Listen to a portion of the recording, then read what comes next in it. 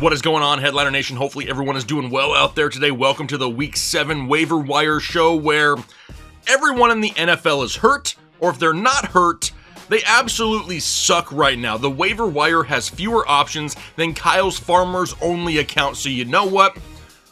We'll see you in Week 8. I'm just messing with you. We're going to go ahead and have a Week 7 show. We can't just take the entire week off, but I wasn't entirely lying in the intro. Everyone is hurt right now. Everyone is underperforming. Fantasy football is an absolute nightmare through 6 weeks of the NFL season, but we won't take the week off. We're going to go through this show like we normally do. We'll discuss some of the major injuries that we saw in Week 6. Then, typically, we go through the list of players who underperformed the week prior. However, that would just be like a running list of every player in the NFL from last week. So instead, I put together some fun factoids for you through 6 weeks of the NFL season. But then we'll cover the upcoming bye weeks. We will go through and find the best available options on the waiver wire. I'll then rank them for you, tell you whether you should be starting or stashing them, give you some FAAB recommendations, and then we'll go through some Streamin Ds. Because right now, we're just trying to find some sort of consistency. And the only thing consistent in my life right now around fantasy football is my damn coffee every day. This is the one thing that I can count on daily to not let me down when I'm talking about fantasy football. So do me a favor and join me in brewing some excellence with 1.01. It's the #1 overall pick in coffee, whether it's whole bean, whether it's coffee grounds, whether it's French vanilla, whatever you need. It won't let you down each and every week, unlike your fantasy football team. Just head over to opzocoffee.com and get yours right now. That's opzocoffee.com. There are links down below in the description. But all right, let's go ahead and dive into Week 7, but first, go through some of the major injuries that we saw in Week 6. And this wasn't just some normal week where we had a few injuries to some underlying guys. No, we lost some absolute studs in Week 6, like Emeka Egbuka, wide receiver of the Tampa Bay Buccaneers, suffered a hamstring injury. Now, their bye week is in Week 9. I have a feeling that we do not see Emeka Egbuka until Week 10. There are some reports out there saying that this was not a serious injury, which is good news, but there is a chance he misses some time and they hold him out until after the bye week, which is not ideal. He has been one of the best wide receivers in the NFL all year long. Same with the next guy, the overall wide receiver 1, Puka Nacua, who is dealing with some sort of a foot and ankle injury. He's already doubtful for Week 7. They have a Week 8 bye as well. Do we not have Puka until Week 9? That's a possibility. How about Marvin Harrison Jr.? He suffered a concussion. Typically, players will miss 1 game. They also have a Week 8 bye. We are missing some players for multiple weeks because we may not see Marvin Harrison Jr. till Week 9 either. How about Calvin Ridley? He suffered a hamstring injury. He could miss up to 2 to 4 weeks. Another team with a Week 10 bye, there's a chance we don't have Calvin Ridley until at least Week 11. How about Garrett Wilson for the New York Jets? He suffered a knee injury and we are awaiting MRI results. It's a potential MCL injury. And if that's the case, he could miss some time as well. If the MRI results come back negative, there's a chance that he could play through this. Justin Fields is still his quarterback, though, so that's not ideal. Now, after Garrett Wilson, we had David Njoku, tight end of the Cleveland Browns. He suffered a knee injury. It was a hyperextension. They have a Week 9 bye. He is not expected to play until around Week 10. And then lastly, Chris Godwin. We kind of knew about this before the game. Suffered a fibula injury. He is going to miss multiple weeks. Maybe we get Mike Evans back. Maybe. But one thing is for sure. The pass-catching weapons in Tampa Bay are not in a good spot right now. But I also wanted to include Omarion Hampton. There was an update to his injury. A lot of people saw him put on IR, and they expected him to return after the 4 games missed. Now the updates are coming out that he could miss extensive time and may not be back until in between weeks 12 and 14. So even though a lot of people were planning on not having him for a month, you may not have him until the fantasy playoffs. So as you can see, there were some major injuries in week 6 that are going to affect fantasy teams for weeks to come. which now typically takes us into the list of players who sucked last week. And like I said in the opener, that list would be forever long. So listen to some of the stats that I put together for you guys through the first 6 weeks of the season.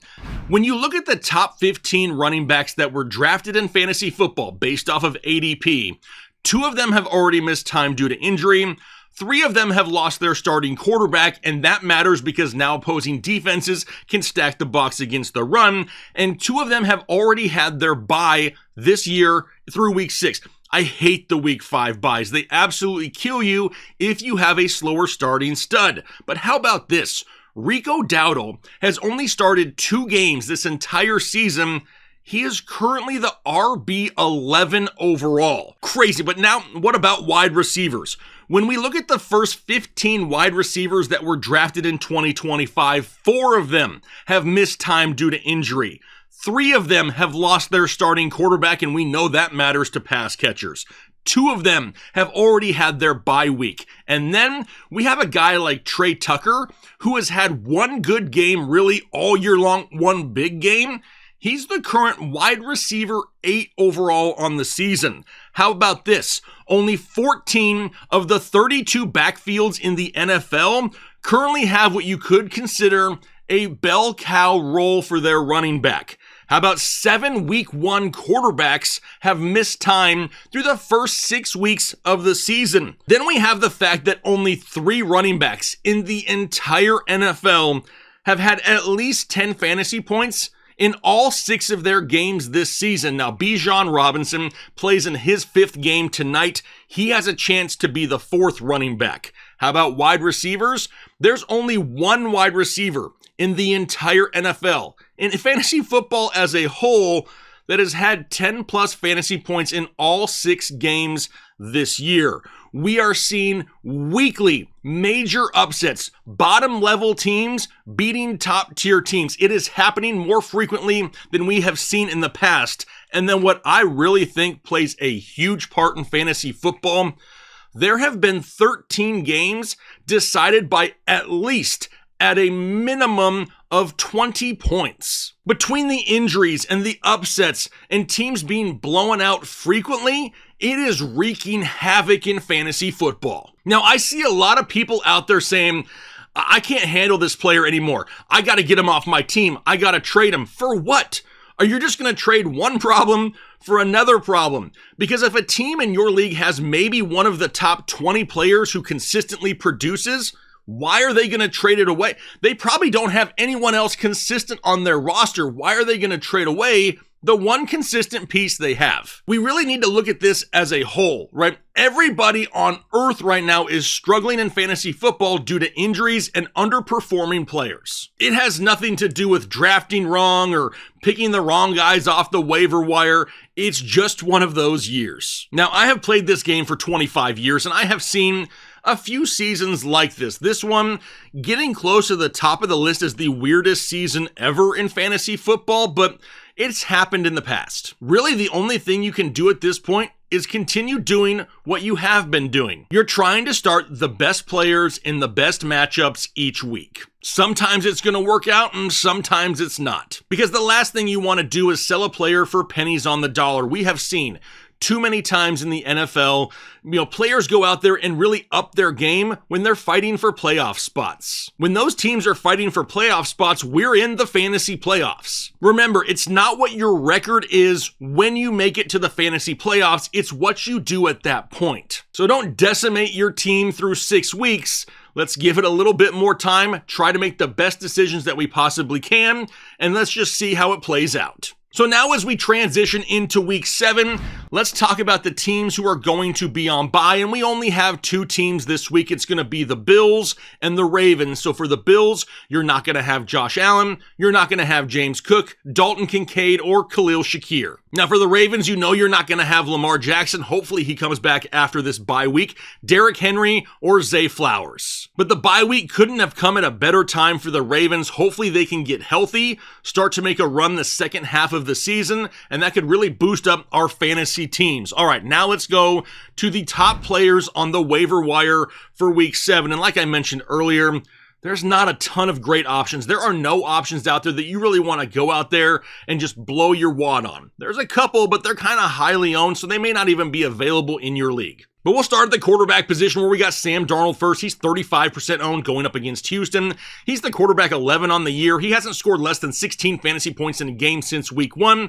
But really, the main focus here is that his offense is fully healthy. And nowadays, that is an absolute rarity. The matchup, though, not the greatest. Houston pretty solid against opposing quarterbacks. Then we have his opponent in that game, CJ Stroud. He's coming off the bye week. He's 50% owned. He may be available if somebody dropped him during his bye week because he had 2 decent games prior to his bye. But yes, they were against the Baltimore Ravens and Tennessee Titans, but now in a matchup going up against Seattle, their secondary is absolutely beat up right now. They were missing 3 starters in week 6. There's a chance they don't have them in week 7. And with guys like Nico Collins, there's going to be another opportunity for a multi-touchdown game this week from CJ Stroud. Then we go down to Jackson Dart of the New York Giants. He's got a matchup going up against Denver. He's 35% owned. Now the passing game, it's going to be a little bit iffy here, especially with so many injuries. But with 50-plus rushing yards a game and the way that he's racking up rushing touchdowns, that makes his floor safer each and every week. And eventually, he's going to have better matchups than the Denver Broncos. He's playing with confidence right now. The entire offense is playing with confidence. Not an easy matchup for him here this week, but I didn't think the matchup last week against Philly was overly easy either. But we have to know that there is some risk there with limited pass-catching weapons in a difficult matchup going up against Denver. We would definitely need that rushing upside this week. And then lastly,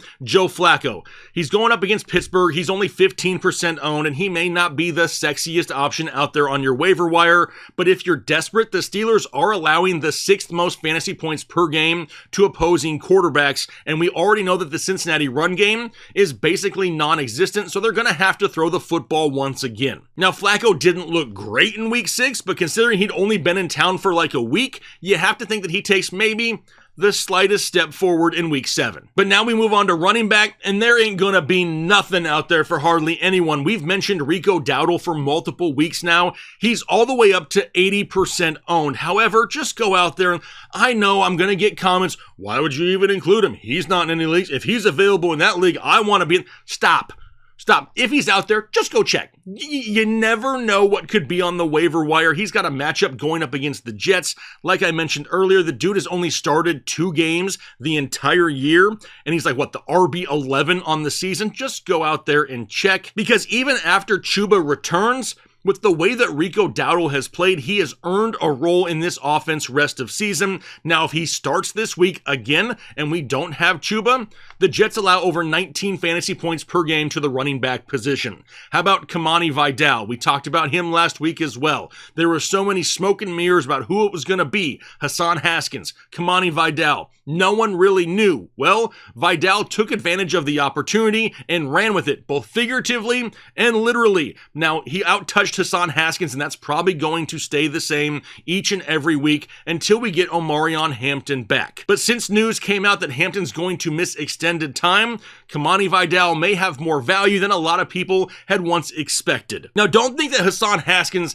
is just going to go away and never touch the football. He's still going to get weekly touches, but he's probably going to be more of like a 70-30 type guy with Vidal leading that backfield after the way he played in week 6. But outside of that, there is literally nothing of value on the waiver wire right now. Sure, you could pick up some underlying guys, but none of them are going to make a difference to your fantasy team anytime soon. So now let's go down to wide receivers. The first guy up is Josh Downs of the Indianapolis Colts. He's 40% owned going up against the Chargers. He has turned into the consistent underneath option for Daniel Jones in this Indy offense. The problem is, he's not going very far down the field, so if he does not score a touchdown, the chances of him hitting 10 fantasy points is pretty slim. But right now we're trying to find guys with consistent volume, and he's got like 15 targets over the last 2 weeks. Then we got Kendrick Bourne of San Francisco. He's 35% owned going up against Atlanta. Last week I told everyone in this show to go out there and pick him up and start him. Only 35% of the people listened, but now he's had back-to-back games of 142 yards receiving. We know that Juwan Jennings is playing hurt, and Ricky Pearsall is still questionable. Now, there is a chance that George Kittle returns this week, but maybe they give him a little bit of time to ramp back up, which means Kendrick Bourne, once again, probably going to get a pretty heavy target share. So I don't know what people are we waiting for everyone to be healthy to then pick up Kendrick Bourne when it's too late? No, now is the time. It's been the time the last couple weeks. Then we go down to Kayshon, booty, rocking everywhere. And I know I can hear you through the screen right now. Yes, I love myself some booty. I like Kayshon Boutte, but this offense is an absolute nightmare for fantasy football. Kayshon Boutte is great when they throw him the football. Every time they do, he produces, but he has only had 5+ targets in 2 games this year. Both of those games, he was a top 20 wide receiver in fantasy football. Why he doesn't get more targets? I don't understand it either. Now, after Boutte, we got Wan'Dale Robinson of the New York Giants. He's 58% owned. A lot of people went out there and snagged him, so go out there and just check. You never know. He's going up against Denver, and we've already mentioned with Jackson Dart that this passing offense is not ideal for fantasy football. But there aren't a lot of healthy options for Jackson Dart to throw the ball to anyway. And when you really take into consideration playmaking ability, Wan'Dale Robinson has more in this offense than any other wide receiver they have, especially guys like Lil Jordan Humphrey. And I cannot believe that it is 2025. It is only week 7, and I'm talking about Lil Jordan Humphrey. Now, no disrespect to Lil Jordan, but it's week 6. I shouldn't be talking about him this early in the season, but he just led the team in targets in a win over Philadelphia. Now he's going to get a tough Denver matchup. However, if we still see the targets going their way, and I'm not even talking about production, if we just see the targets continuing to go his way, maybe he is somewhat flex-worthy later on in the season in deeper leagues. Then we get Tez Johnson of the Tampa Bay Buccaneers, only 1% owned. We know that the status of Mike Evans is unknown. Yes, he's getting close. Chris Godwin is going to be out. Emeka Egbuka just suffered a hamstring injuries and targets. Gotta go somewhere. Well, Tez just played in 72% of the snaps in week 6. Now, Cam Johnson and Sterling Shepard are also going to be options in this offense, but when it comes to overall upside, if I had to pick one, it's probably Tez Johnson at this point. But that transitions us to tight ends, because the first tight end up is also Cade Otton of the Tampa Bay Buccaneers, who's only 12% owned, with a matchup going up against Detroit. And he really gets the biggest bump in this offense, in my opinion, because we've seen this before.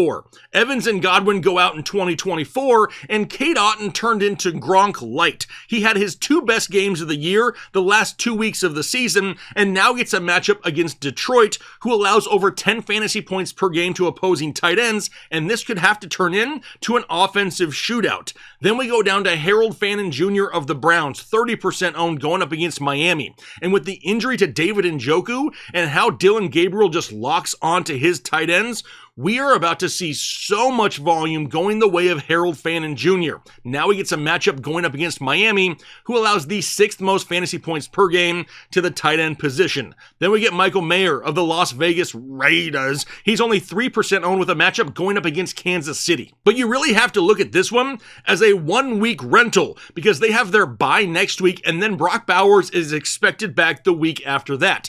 Now he gets a matchup going up against Kansas City, who's been pretty hit or miss against opposing tight ends, but this Vegas offense is gross. However, more than likely they're going to be playing from behind and having to throw the football. Then we get AJ Barner in Seattle. He's 13% owned with a matchup going up against Houston. He has been one of the most consistent tight ends when it comes to scoring here in 2025, but it's really been propped up by a few big plays this season. He's only had more than 3 catches in 1 game all season long. So at this point, we're really just putting him in our lineup and hoping for that one big play. And if Houston can have Derek Stingley somewhat limit JSN, we could see a couple additional targets going the way of AJ Barner in week 7.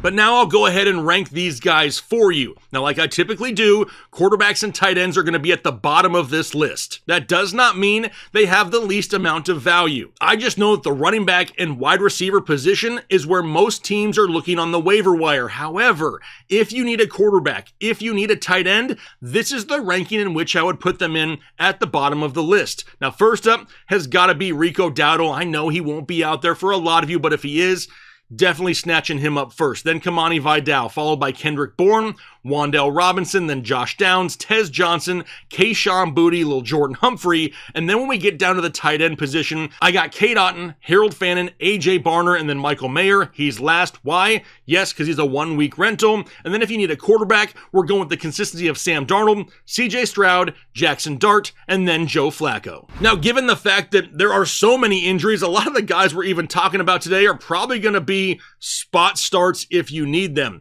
I have everyone right now listed as a potential start, with the exception of Tez Johnson, Kayshon Boutte, and Lil Jordan Humphrey. Now, honestly, there's going to be some of you out there that may need to start a Tez Johnson or Kayshon Boutte. Personally, I would not start Lil Jordan Humphrey this week against Denver, but everyone else on this list, probably startable if you really need them. But we're not throwing a ton of money around. Yes, we'll talk about some FAAB budgeting here. If Rico Dowdle is out there or Kamani Vidal is out there, yes, we can go ahead and dump some FAAB on them, 50% plus if needed, if they're even out there. After that, though, I don't think I'm spending more than 15% on any one of these players at any other position, wide receiver, tight end, or quarterback. Now, maybe if you're absolutely desperate for a quarterback, I may bump it up for Harold Fannin Jr. a little bit with the injury to David Njoku. But the only reason I pick him over Cade Otton at that point is because Fannin could have some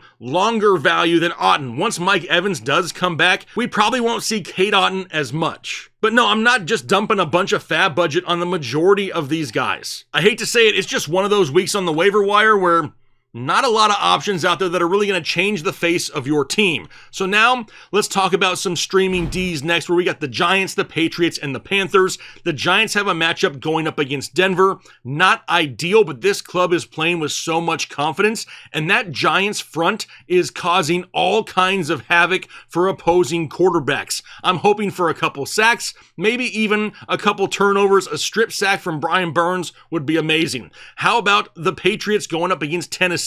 Now, the Patriots defense has scored at least 8 fantasy points in 3 games this year, and now they get a matchup going up against arguably the worst offense in the NFL, and they may not even have Calvin Ridley, who just got injured. Then we have the Panthers going up against the Jets, and I don't know what that was from Justin Fields in week 6.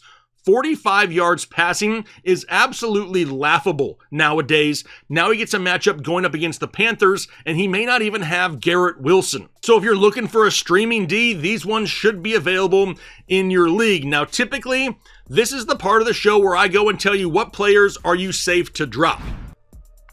Right now, I can probably make a case for almost everyone being droppable. But with so many injuries out there, now is not the time to get cute and cut somebody who may have a role really soon here. So this is what I want to do. If you're considering dropping a player, leave the player's name down below in the comment section. Now, once I see those names down below in the comment section, I'm going to do my best to respond to as many of you as I possibly can. In order to get through as many as possible, I'll probably just respond with a drop or a keep. But that's a good way for us to interact with each other and not make any rash decisions. But like we've been saying this entire show, the landscape of fantasy football is just weird here in 2025. Don't give up. People are struggling all over the place. This will be the year that a team in your league may finish under 500, but makes the fantasy playoffs. That right there should be the ultimate motivation to not give up after 6 weeks. So I'm gonna go ahead and leave you with this. Continuing to fight through the struggles of this fantasy football season gives you an opportunity at making the fantasy playoffs, even if the regular season is ugly. However, I can 100% guarantee you with all certainty that if you give up after 6 weeks, the chances of you making the fantasy playoffs turn to 0.